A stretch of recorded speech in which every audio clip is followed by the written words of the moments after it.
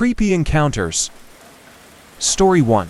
I usually don't care about graveyard shifts, but now I'm terrified. I work a graveyard shift as a security guard for a recycling yard. Can't say the company for obvious reasons. I've been on this site for 2 weeks, this being the second. Basically every hour I make rounds across a giant recycling yard, covered in various precious metals that are broken down and sold. During my shift I scan various checkpoints and ensure nobody besides me is in the yard facility. One of my other tasks is to go through some grassy, bushy terrain and over a set of train tracks to take a photo of a warehouse far across. This is to ensure it is safe and clear. I have to use a flashlight with 2000 lumens so I can see my way through pretty much the entire yard. Well, just an hour and a half ago on my round, I went through the grass and over the train tracks. I took the picture of the warehouse and submitted it. All of a sudden I get this intense feeling that I'm being watched. My hairs on my neck stand up and I freeze. My flashlight is still on and pointing at the warehouse. I slowly turn around and point my flashlight behind me. Kid you not. About 10 yards away I see a skinny, old, wrinkled white man with a large white beard sitting on a chair. He was looking directly at me. He had dirty jean overalls and what I think was a Western-style cowboy fedora on. He was bare skin under the overalls. Now I'm a 6 feet, 220-pound man. That I screamed fuck at a pitch that was embarrassing. Accidentally I dropped my flashlight out of shock. Mind you, there are thin, tiny metal shards literally everywhere on the ground. I can't see a damn thing now as the flashlight is facing away from my sight. All I hear is quick pace shuffling, clanging of metal from footsteps quickly running towards me. Once the metal crunching footsteps are within maybe 5 feet of me, I hear them quickly veer to the left and past me. Within 3 to 4 seconds the metal clanging is gone, followed by the far-away sound of rustling bushes. I then grabbed my flashlight from the ground and pointed to the sound. The old man was gone, past the bushes to who knows where. I was shaking from adrenaline and fear. I managed to catch my breath and called several emergency contacts. When they arrived the old man was long gone. I believe maybe he was just there to watch the active trains move across. I say this because the metal chair was facing the tracks. It's still there. I took a photo of it, more as a memento if anything. This group doesn't allow photos, otherwise I would have shared. I am now in the office still terrified and alone. I have to finish my shift tonight and tomorrow do another 11 hours graveyard. I won't quit as I need the money. I just wanted to get this off my chest. Story 2. Strange fake Uber driver. My roommate doesn't drive, so in order to get to work she almost always gets a ride from her coworker. A couple of days ago, she's waiting outside our house and her coworker seems to be running late. After waiting a minute or two, a car pulls up and the driver says he's her Uber. My roommate says no, she didn't order an Uber. She's waiting for her coworker. The driver insists that her coworker ordered the Uber for her and to get in the car now or she'll be late to work. My roommate calls her coworker to see if this is true, and her coworker says she's just down the street and don't get in that car. The fake Uber driver then immediately drives off. I've heard plenty of stories of people encountering fake Uber drivers. What's incredibly creepy about this one to me, however, is every fake Uber story I have heard has involved someone waiting for a ride in a busy place. An airport, a bar, a club, etc. Places you would expect to have a lot of people waiting for rides. This happened right outside my house. Is this a common thing? Are people known to drive around neighborhoods looking for people who look like they're waiting for a ride? Story 3. I was told I would die in a car crash. I used to work as a cashier at a local grocery store when I was a teenager, back in the 90s. I usually worked the closing shift on Fridays and Saturdays. There was a rough-looking old man that would often come in to purchase a few beers. He was obsessed with Nostradamus and claimed he was able to predict the future and that he knew when the world was going to end. Normally, I ignored him, but one night, when I heard him talking to a cashier a few lanes down, I snickered to myself and said, "What a fag whack job." I don't know how it happened, but suddenly, that man was standing right in front of me, with this creepy, intense stare. He simply said, "You're going to die tonight, in a car crash," and then he turned and walked out of the store. I don't know what it was about how he said it, but it freaked me out. I called my mom, crying, and she offered to come pick me up and drive me home after my shift. She said he was just a crazy guy and pay it no mind. I never saw the guy coming again. Obviously, I did not die in a car crash that night. But since then, I've been in 7 car accidents, none of them were caused by me. The most severe one happened in my 20s. I was T-boned in an intersection by a drunk driver. The car flipped a few times and landed upside down. The friend I was with died. I had to be cut out of the car. I remember coming to as the paramedics pulled me from the vehicle. I was surrounded by shattered glass and so much blood. I thought I was dying. I almost did die when my mom got the call. She thought I was dead. It's honestly a miracle I survived with only minor injuries. The words of that guy still definitely haunt me. Story 4. Held at gunpoint while delivering pizzas. Okay, so this happened almost a year ago. It's something that's still given me a charming amount of PTSD. I'm currently on anxiety medication for it, even though I have all the facts now. So I grew up in a small town. Just for a little bit of context, I was one of 3 children. I hated my stepdad, and I hated living in my hometown. I was determined to get the hell out of there from a young age. So at age 15, I started working at one of 2 local pizza places. By age 16, I was able to afford a car, albeit a beat-up one. But it allowed me to get on the road and make deliveries, which meant more money. So I had previously been robbed during a pizza delivery.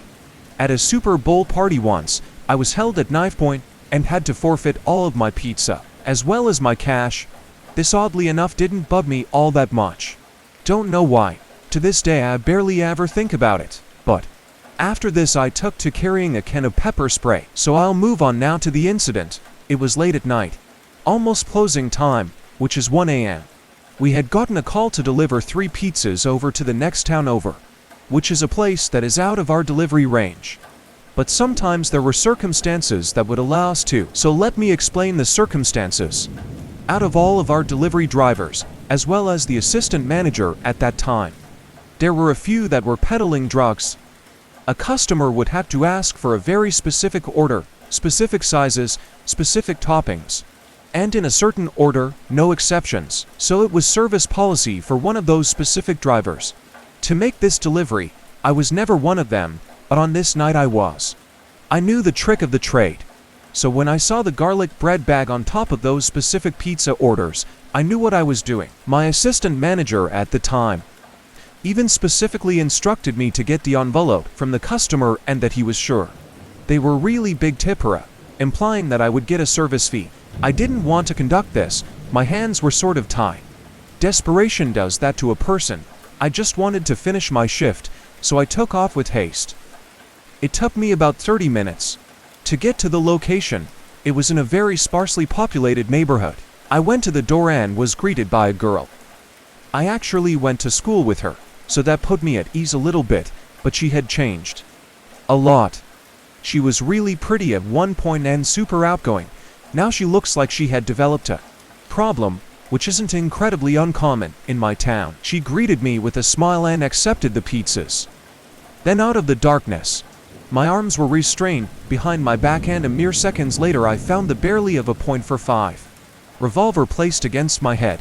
I instantly pleaded for my life, which seemed to only amuse them. The one with the gun demanded my wallet. I saw no point in arguing. I told him where he could find it. When I didn't have enough money in it, he demanded my work money. For a little more context, pizza places will typically tell you that they drivers don't carry more than $20 in change. This is a lie. This is mostly said so that it doesn't seem like we're carrying more money in case of a robbery situation. They knew this. The guy with the gun hit me in the face. When I didn't produce the rest of the money, I usually leave this in my car. And he didn't accept my explanation.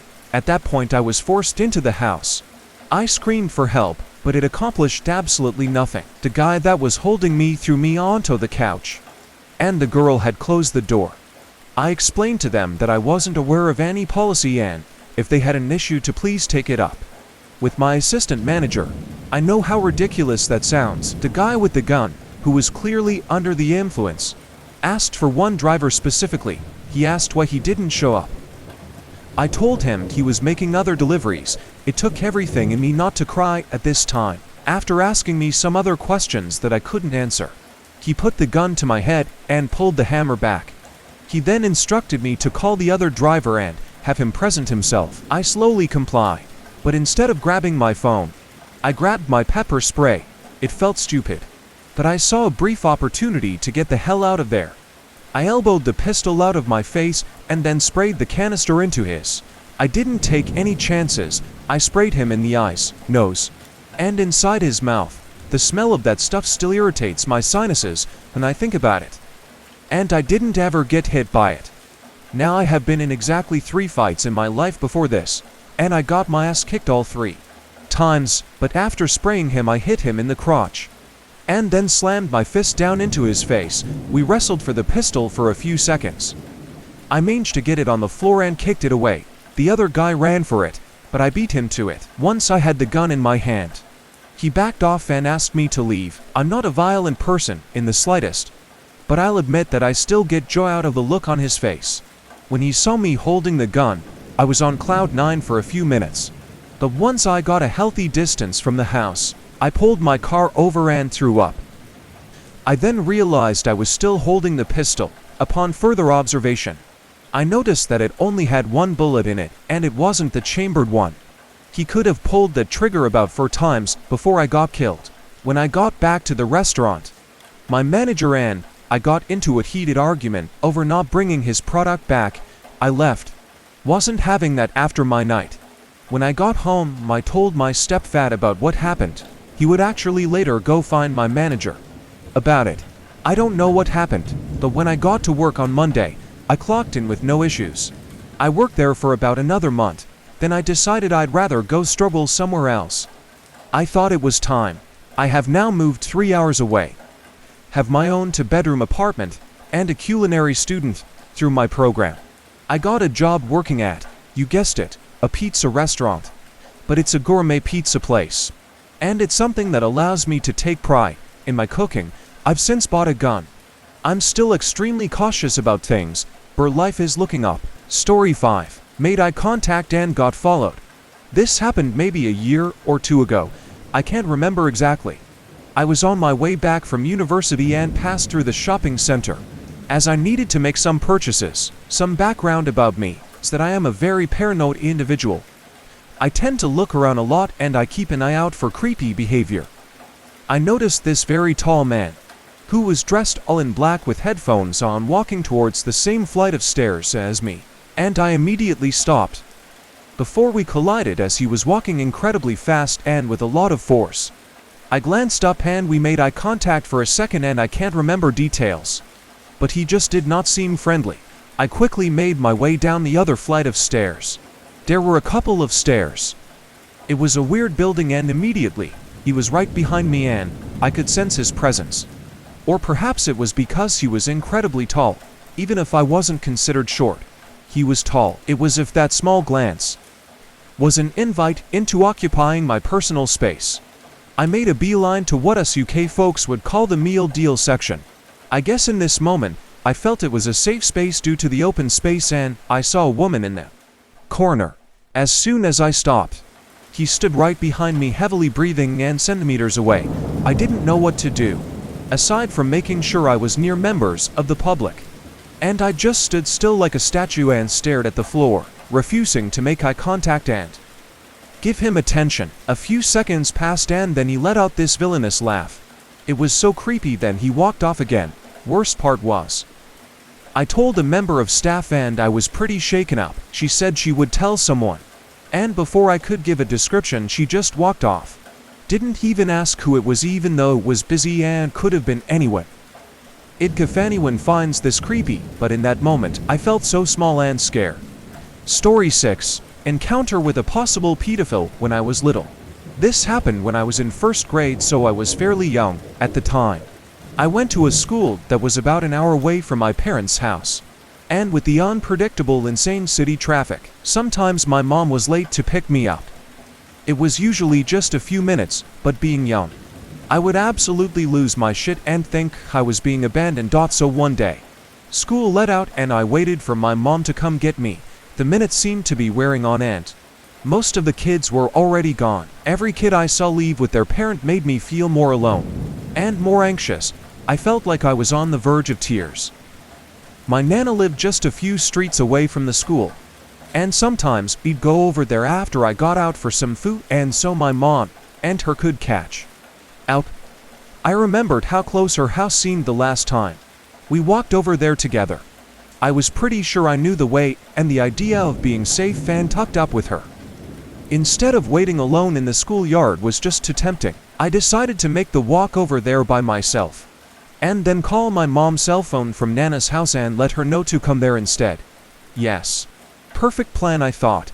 I mapped out the route in my head and started walking over there. There were usually a lot of people on these smaller streets that led to her house, but this afternoon, they all seemed to be quite deserted. I felt even more alone now, and my plan seemed less and less perfect by the second. I was about halfway there when I walked past this row of houses. One of the houses had its door opened and this old man was sitting on his porch. When he saw me, he stood up and called over, waving to me in a come here motion. I just stood there and watched him. I don't remember much about the way he looked, except that he was really dark-skinned, which most people were since this happened in the tropics.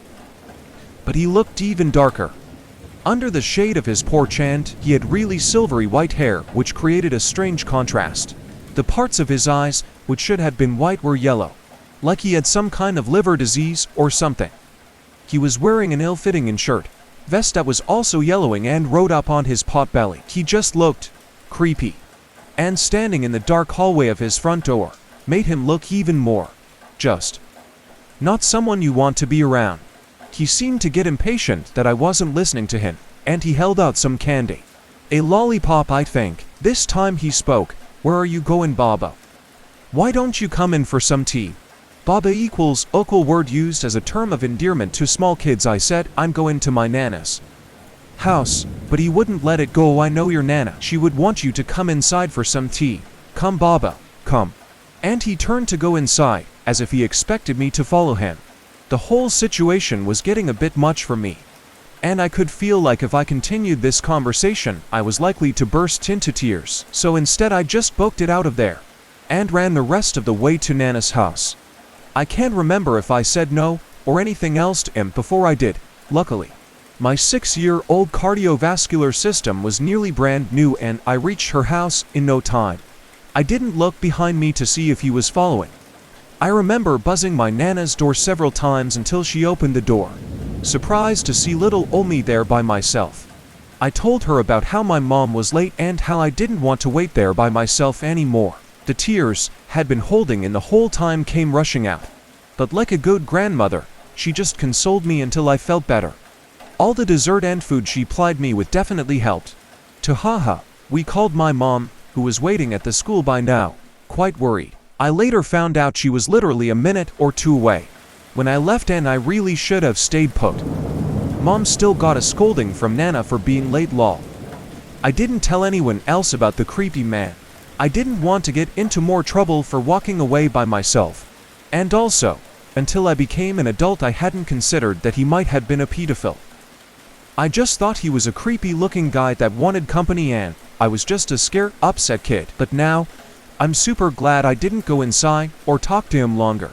No one knew where I was, and they would have never thought to come looking there. I often wonder now if he lived near the school on purpose, and whether his pole had worked on other kids. TLDR.